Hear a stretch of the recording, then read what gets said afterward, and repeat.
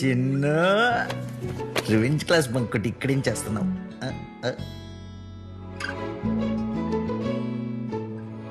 ఏడుస్తున్నావా? వాళ్ళు ఎవరైనా ఏమైనా అన్నారా? నాకు చెప్పు, నేను చూసుకుంటా. మరి ఏంటి దాస్తున్నావు దొంగ? No no. Happy birthday Chinnu, 12 June 2018. Last year బర్త్డేకి ఇచ్చిన కార్డా?